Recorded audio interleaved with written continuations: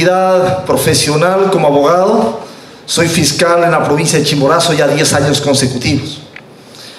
Eso me ubica dentro del campo a la que había escogido hace muchos años atrás. Soy un ex octubrino, estudié en esta ciudad del Colegio Nacional 9 de Octubre. Y me desempeño, como les decía, como fiscal.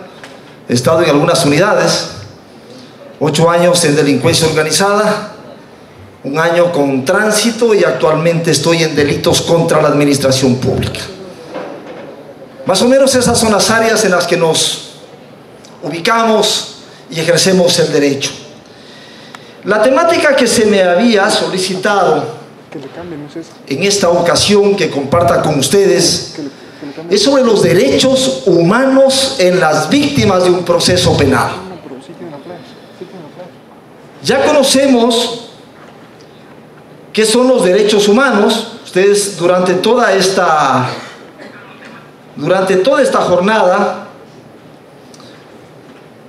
ya tienen el criterio claro que es la actuación ética y política que está constante, lógicamente, en diferentes instrumentos, tratados, convenios, convenciones internacionales.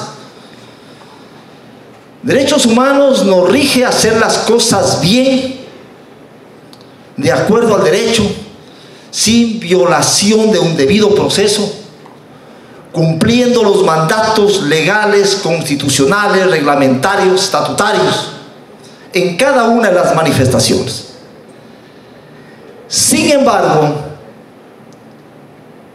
hay muchos factores que alteran este ordenamiento, esta forma de proceder, sea desde un agente policial que toma un procedimiento y hace las cosas fuera del marco legal, estaría violentando el marco legal, constitucional, y fundamentalmente violentando los derechos humanos que son sagrados para todos los habitantes de un territorio determinado.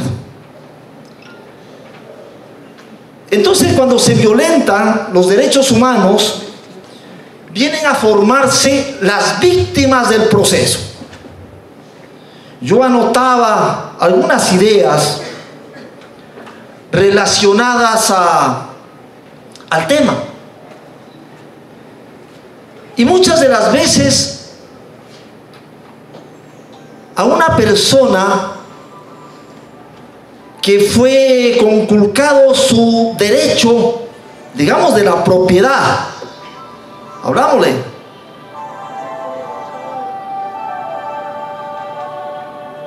si le robaron algo, le sustrajeron algo a un ciudadano cualquiera, pero se recuperó esa situación, ese objeto, va en cadena de custodia conforme el ordenamiento del procedimiento penal, que lo tenemos dentro del Código Orgánico Integral Penal. Pero cuando esa persona le dice al fiscal: señor fiscal, quiero que me devuelva este producto, esto es mío, el fiscal le dice: tráigame la factura.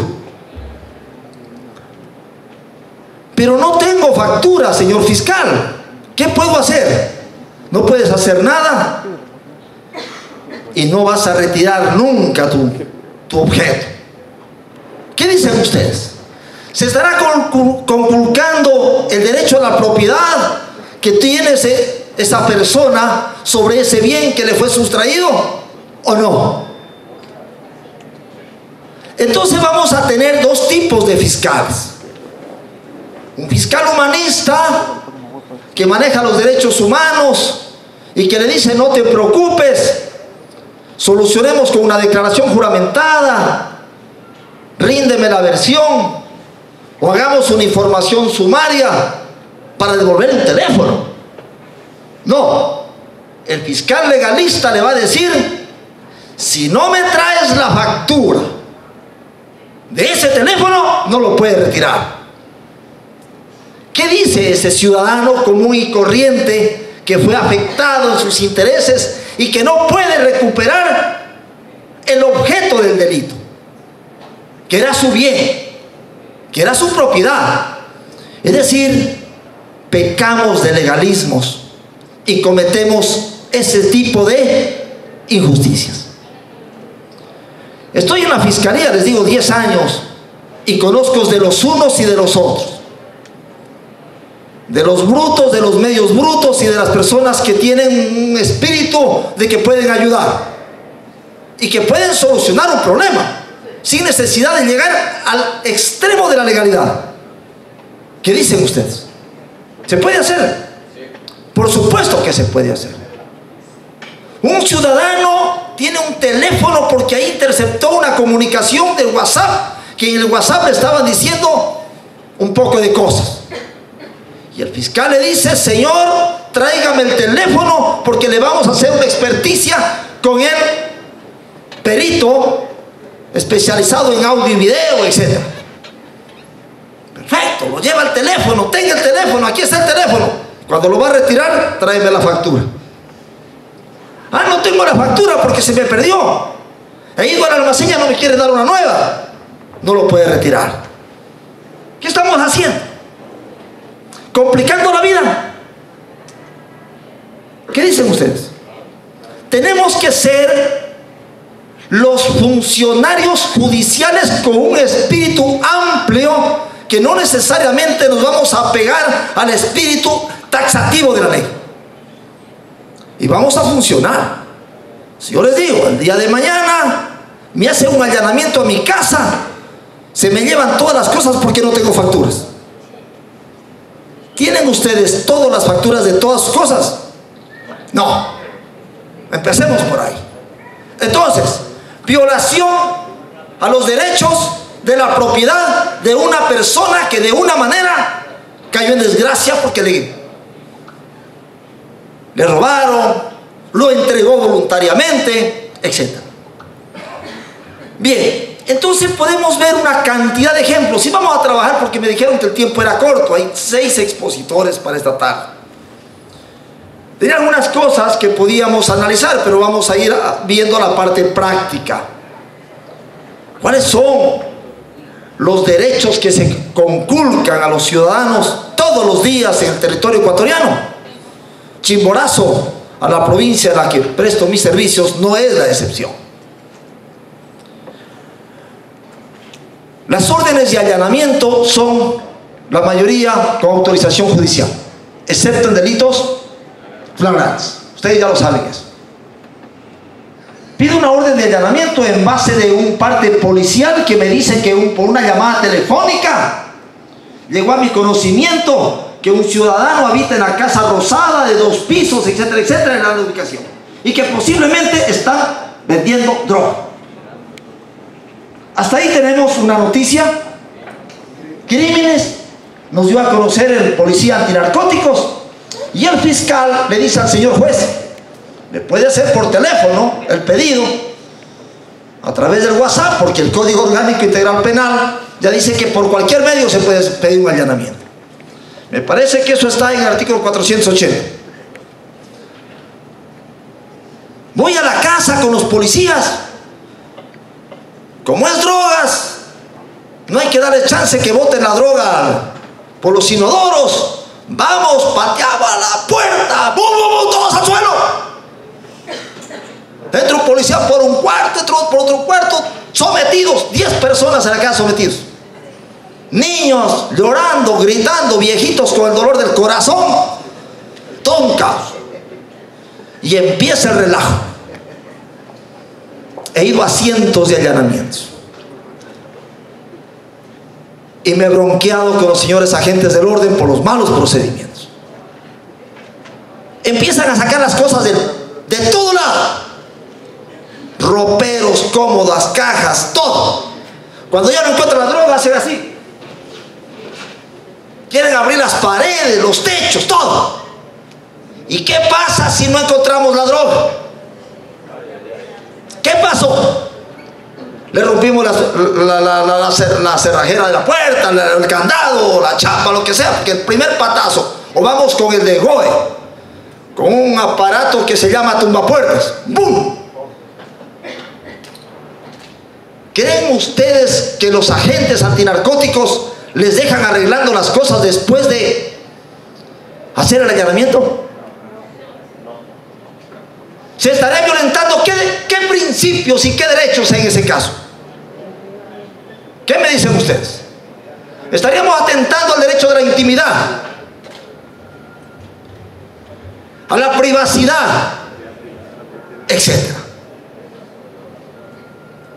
Y si por desgracia el fiscal no tiene un poco de experiencia y empiezan a hacer, cada policía se mete por diferentes cuartos y el fiscal tiene dos ojos, pero no tiene para acá ni para los lados, y no puede controlar 8 o 10 manos, no puede controlar eso. No sabemos si se encontraron una joya, no sabemos si se encontraron un buen reloj por ahí. ¿Y qué pasa si ese día no encontramos nada y me sacan de un bolso un paquetito y dicen: doctor, aquí encontramos esto? Entonces, el debido proceso. Señores, entramos a esta casa y una persona de la casa me va a ir viendo todo el procedimiento que vamos a hacer, cuarto por cuarto, rincón por rincón. El resto me cierran las puertas. Si no hacemos esto, se pueden vulnerar los derechos humanos de esas personas. Es sospechoso, pero se puede volver una víctima.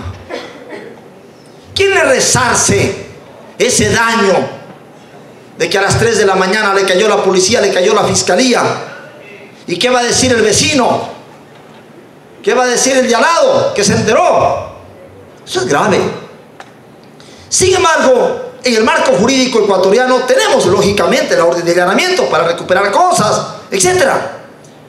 Pero hay excesos. Y eso debemos evitar.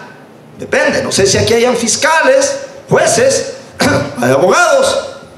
Y nosotros, cuando estamos en el libre ejercicio, nos vamos a coger de cualquier circunstancia para tumbar el juicio.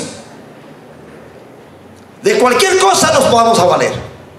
Un momento es la presencia del abogado en su audiencia, cómo va a fundamentar, cómo va a alegar, y puede tumbar un caso que nació, como dice los tratadistas, producto de el árbol envenenado.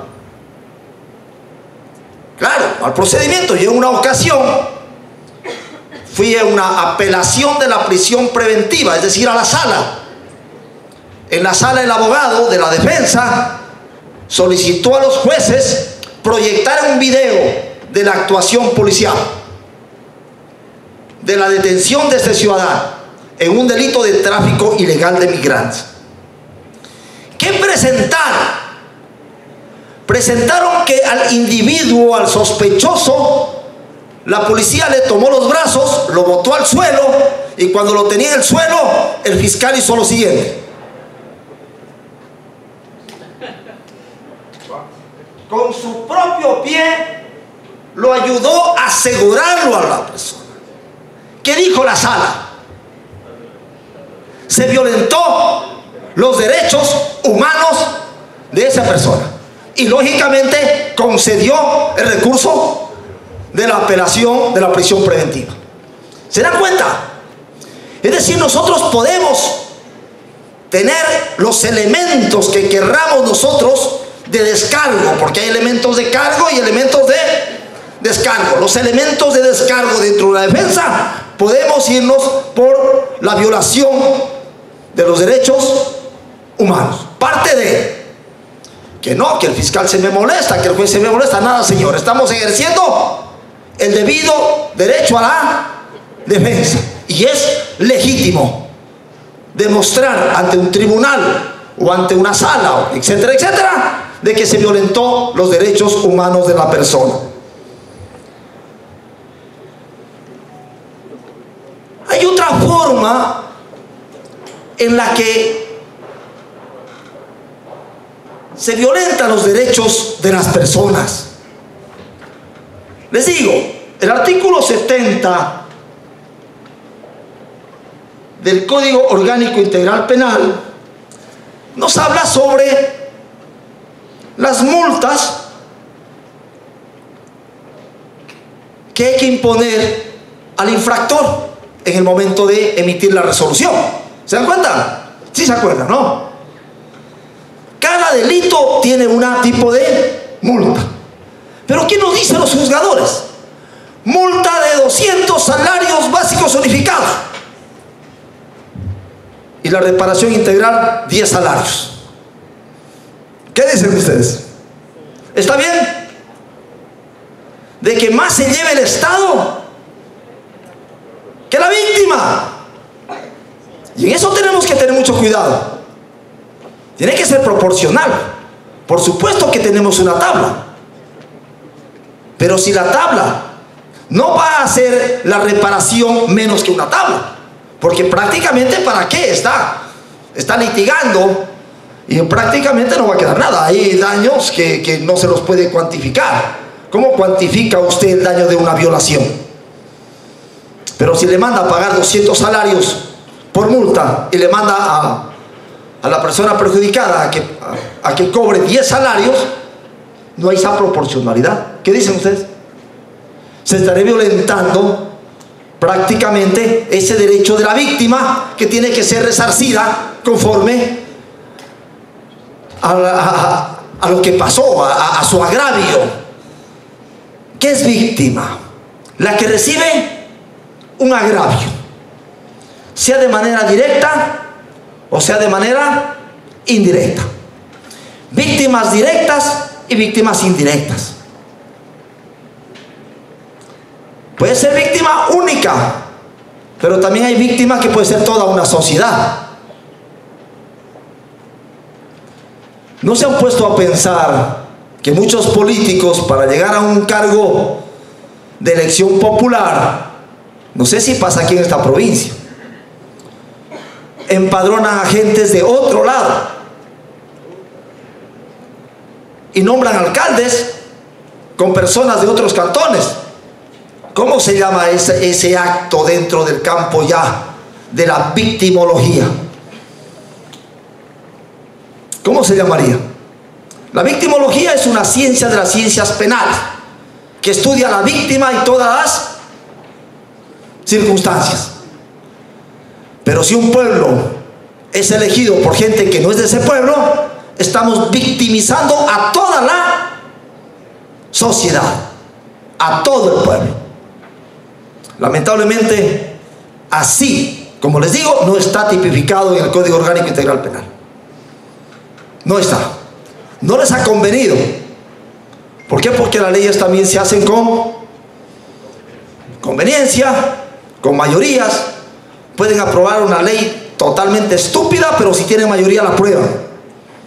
Y algo así como la representación popular a través de este mandato para un alcalde o para un concejal que se lleve con votos de otros, debe estar tipificado. Y eso queda para la consultora. Motivar a través de los asambleístas un cambio de esa naturaleza. Hay algunos casos que les voy a contar porque vamos a hacer más o menos práctica esta exposición. Ustedes saben que, me imagino que ya hablaron sobre el convenio de la OIT, el convenio 169, sobre los derechos tribales e indígenas, de los indígenas y tribales.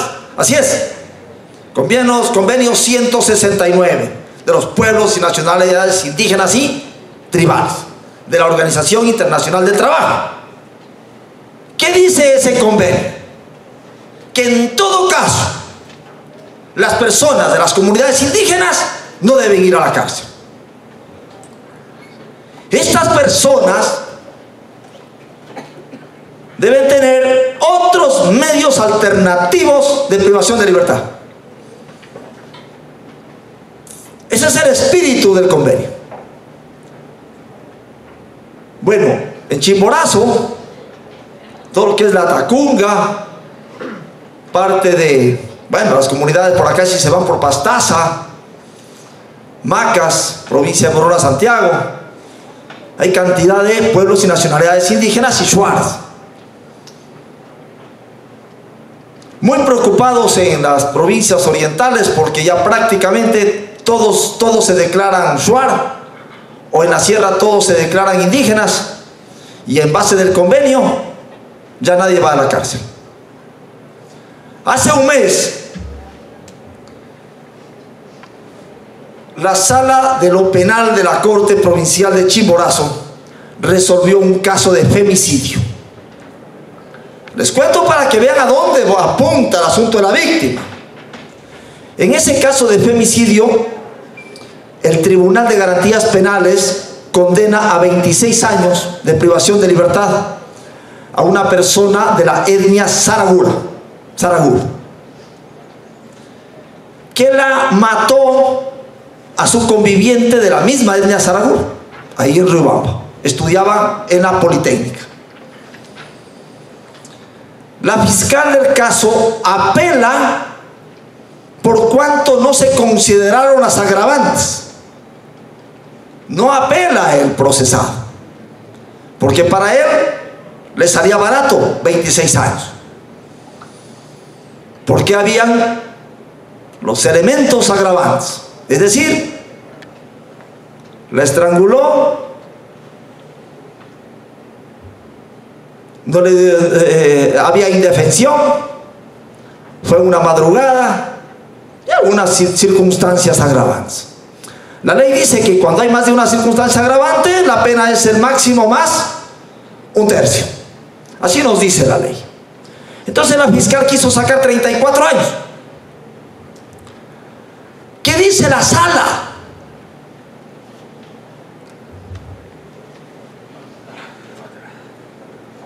No se acepta la apelación. Resuelve negar el recurso de apelación presentado por la fiscal. Pero este tribunal, en base al convenio 169 de la Organización Internacional del Trabajo, en la que manifiesta que ninguna persona de una nacionalidad o etnia indígena puede ir a la cárcel, se lo manda a que pague la condena en su comunidad, haciendo trabajos comunitarios. Pero en esa comunidad viven los parientes. Es decir, lo van a ver al infractor todos los días, paseándose por la comunidad, posiblemente hasta haciéndoles gestos a la mamá o al papá de la chica que falleció. ¿Qué estamos haciendo? Estamos exagerando en la aplicabilidad. Lógicamente que los tratados y convenios internacionales dentro del orden jerárquico están en segundo lugar. En primer lugar, estamos hablando de la Constitución, luego tratados y convenios y luego leyes orgánicas, y de ahí viene la nomenclatura. Pues los jueces, aplicando la OIT, lo mandan a que trabaje en la comunidad. ¿Y a dónde está el derecho de las víctimas? ¿Qué está pasando? Bueno, eso sucedió en Chimborazo, está en casación. Vamos a ver el resultado. Hay un caso que más o menos regulaba la aplicación de la justicia indígena, que se llama el caso La Cocha. No sé si algunos lo conocen, en la que los jueces de la Corte Constitucional dicen que pueden aplicar la justicia indígena, pero no en casos que violenten a los derechos humanos. Pueden aplicar en el abigeato de un borrego, cositas así, se les roben los pollos, las gallinas, cosas así. Que hayan otras acciones que para ellos es la brujería, el casarse con una joven de otra comunidad y no de la propia, también ellos les aplican la justicia indígena, etc. Pero ya cuando se violentan los derechos humanos, definitivamente tenemos que reorientar algunas cosas. Inclusive ver qué es lo que está pasando con este tratado y convenio internacional, porque en Riobamba la mayoría también son indígenas, y otros ya se pusieron, ya se quitaron el poncho, por supuesto, pues el sombrero y todo lo demás. Pero si me conviene que no sea sancionado por la justicia ordinaria, aplico mi apellido y me saco una certificación de una comunidad diciendo que soy miembro activo de la organización tal. Pero ¿qué me dice el Código Orgánico de la Función Judicial? Me dice que tengo que pedir la declinación de competencia para hacer la justicia indígena. Así han escuchado el término, declinar la competencia, es decir, que la competencia que tenga el juez ordinario le pase a un juez, pero de nacionalidad indígena, que puede ser el presidente de esa comunidad, etcétera, el cabildo. Tampoco en este caso, el caso Maybe, que lo conocemos, no hubo declinación de competencia. Pero estábamos analizando otro caso, yo le decía, por el asunto de la víctima. Es decir, en este caso la víctima queda prácticamente burlada la familia, y lo mandan a lo que es más, a revictimizar, porque lo mandan a hacer trabajos comunitarios en la comunidad que vivieron los dos toda una vida. Pero el delito no fue en la comunidad, mucho ojo, el delito fue en el centro de Riobamba, y ellos son de la comunidad Lincho o algo así de Sarajur. Bien, quedan esos espacios para ser analizados por los diferentes foros, etcétera, etcétera. Les dejo la idea. Pero hay otro caso en Pastaza que hace unos 20 días declararon una nulidad en un caso de peculado bancario. No es peculado bancario, es un peculado que tiene que ver una de las instituciones públicas, no es bancario. Y declaran la nulidad. ¿Por qué? Porque el fiscal no ha realizado una experticia sociológica y antropológica. Dice, el fiscal debió haber analizado la experticia sociológica y antropológica para determinar si esta persona que tiene tal apellido, lógicamente ustedes se van a Morona, Santiago, se van a Maca, su cabecera provincial, y van a encontrar Nayú, Tipiar, todos los apellidos son Shuar. Y le declaran la nulidad a partir de ¿dónde? A partir de la formulación de cargos. Y dice, tiene que formularse cargos de nuevo para que le haga la experticia antropológica y sociológica y luego ver lo que haga. Ahora, yo conversaba con representantes de la Contraloría y Procuraduría, e inclusive en una ocasión conversé con el presidente de la Corte de Chimborazo y analizábamos estos temas. ¿Qué me decía el presidente de la Corte? Podemos irnos con la declinación de competencia para la justicia indígena, pero siempre y cuando los dineros comprometan el patrimonio de los miembros de la comunidad. ¿Qué dicen ustedes? Sea parte, porque acá los dineros comprometen al erario nacional.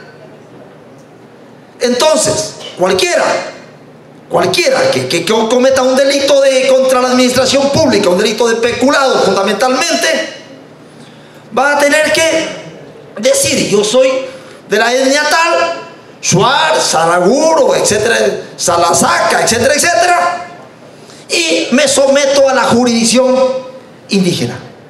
Pero acá la víctima, ¿quién es? Al cometer un delito contra los bienes de la administración pública, en este caso del Estado, ¿de quién? ¿Cuál es la víctima? La víctima es el Estado. Y a través del Estado todos los ecuatorianos, porque tenemos los derechos difusos. Entonces, ¿qué está pasando con la administración? ¿No es cierto? Que nos pone a pensar en las resoluciones que tenemos.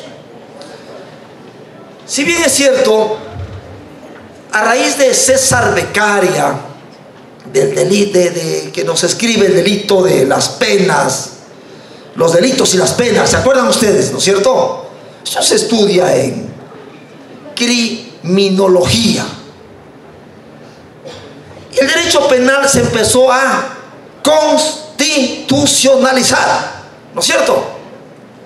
Es decir, se dejó las penas crueles, las penas inhumanas, los tratos degradantes, todo eso se lo fue dejando al lado para aplicar una constitucionalización, es decir, un derecho penal de avanzada. Hoy en día tenemos algunos mecanismos de solución de conflictos que conllevan ¿a qué?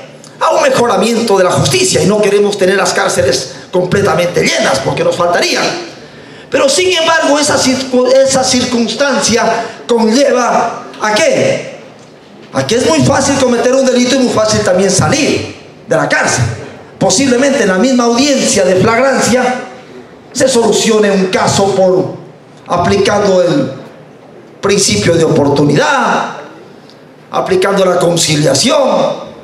Bueno, cuando se habla de procedimiento abreviado estamos hablando ya de una pena, ¿no es cierto? Pero si estamos hablando de una conciliación, se pagó y chao.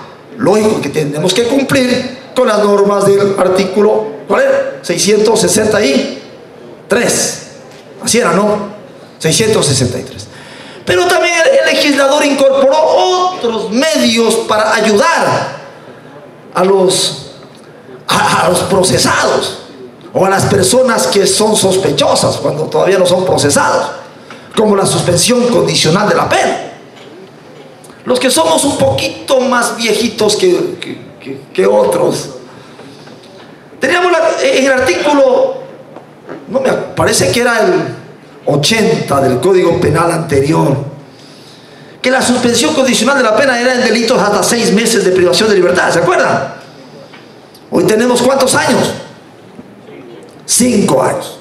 Es decir, los fiscales ahí hacemos el papel de pendejos, investigando, vamos a las audiencias, hacemos un poco de cosas, traemos testigos, peritos, hacemos pruebas y al último, condenado cholo.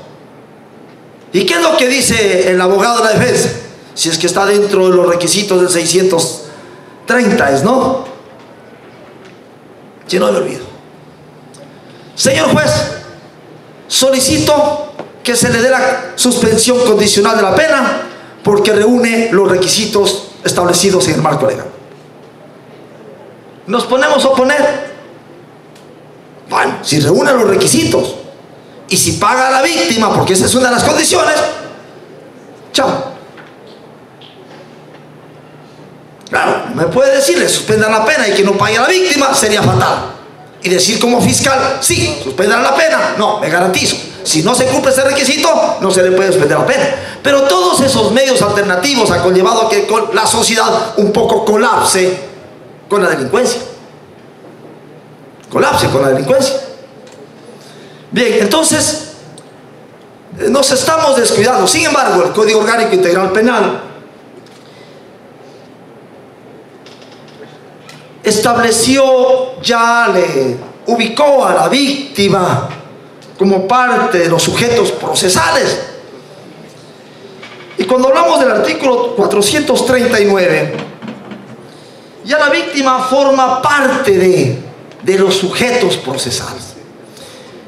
Allá. Y con ello prácticamente está conllevando a que la víctima reclame sus derechos como le corresponde. Pero tenemos las resoluciones, como les dije, el caso Maybe, de la chica que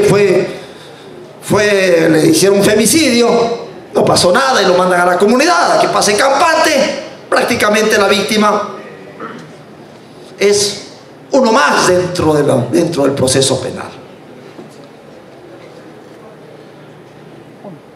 También la Constitución de la República incorpora lógicamente un programa que es interesante, que es el programa de víctimas y testigos. Pero vamos a ver si funciona pues el 100%. Inclusive yo seguí un proceso sobre lavado de activos, en la que estuvieron en juego 180 millones de dólares, de los cuales por ahí tengo inclusive algunos ejemplares. Hice un libro, el último libro que saqué sobre lavado de activos, teoría y práctica. Pónganse ustedes a pensar 180 millones de dólares en juego. Eran 12,000 personas que fueron estafadas, es decir, el delito previo o el delito subyacente era la estafa masiva. Y para que haya lavado de activos, tiene que haber un delito previo. En una llamada: doctor, cuídese, sus días están contados. Bueno, desde que escogemos derecho, nos hacemos abogados, no somos sacristanes. Es decir, cogemos el riesgo. Podemos entrar a una audiencia y en plena audiencia nos puede pegar un tiro. La otra parte, es decir, por eso cogemos una profesión que tiene riesgo. Si somos jueces, tenemos riesgo. Una mala decisión o no le gustó a la otra parte, tenemos riesgo. Si somos fiscales, usted investiga, tiene riesgo. Y por eso no tenemos que tener miedo. Es decir, de todas maneras pedí al programa de víctimas y testigos que me incorporen al programa. Me asignaron un agente y este agente me acompañaba solamente a la audiencia.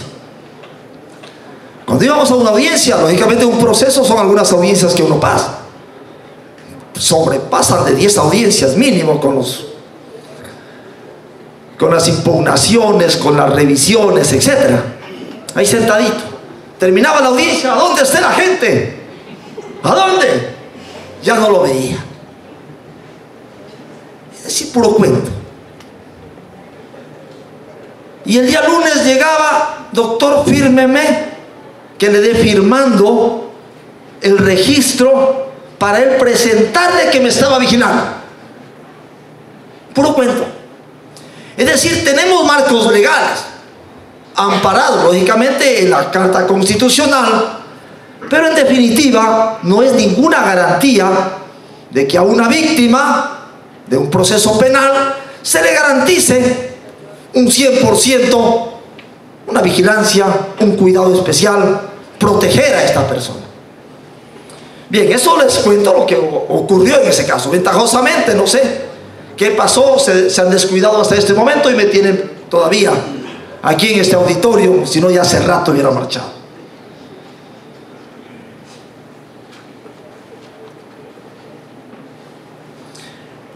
Me dijeron hace 3 minutos que me faltaban 5. Es decir, prácticamente ni siquiera la guía no hemos podido utilizar por el tiempo. Sin embargo, vamos a ver la última parte de los apuntes que había retomado para hablar con ustedes.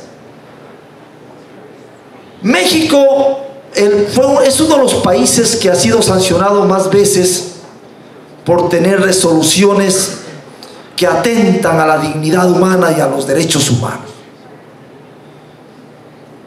Aquí está mi amigo Ángel Torres y me puede dar la razón de lo que ha pasado en México. Dicen que si la víctima fue provocadora, fue violada, no hay sanción para el delincuente, porque supuestamente provocó que la violen. Ya actualmente, en base de algunas resoluciones que ha emitido la CIDH, la Corte Internacional de Derechos Humanos, es decir, que tiene que actuar en base a derecho. Es decir, la víctima en este caso era la que provocaba el delito según los jueces, algunos, y prácticamente salía premiado el delincuente. Habían otras resoluciones relacionadas, inclusive aquí en el Ecuador, en algunas partes, y que llegaba a ex Corte Suprema, ahora Corte Nacional, en casos de violación. En casos de violación, normalmente nosotros tenemos que hacer una experticia que es fundamental en la agredida. Se llama reconocimiento médico legal ginecológico. Pero cuando lamentablemente la víctima tenía un himen elástico, ¿qué decían los jueces? No se rompió el himen, no hay violación. Ahora, después de muchos años, ya dicen, no, el testimonio de la víctima es fundamental en derechos humanos. ¿Por qué? Porque es un delito secreto, un delito a puerta cerrada, no hay testigos. Y ya hay sentencias que han cambiado, lógicamente, el criterio de muchos años a través de operadores de justicia que tenían ese criterio. Como les digo, podemos ver muchos aspectos relacionados a los derechos humanos en las víctimas del proceso penal. Realmente que 40 minutos es muy corto, pero si hay un espacio luego de preguntas, y me dan ese espacio, si hay inquietudes, podemos a medida de nuestras posibilidades absolverlas para que todos queden lógicamente por lo menos satisfechos en la área que me ha tocado en esta noche. Muchas gracias.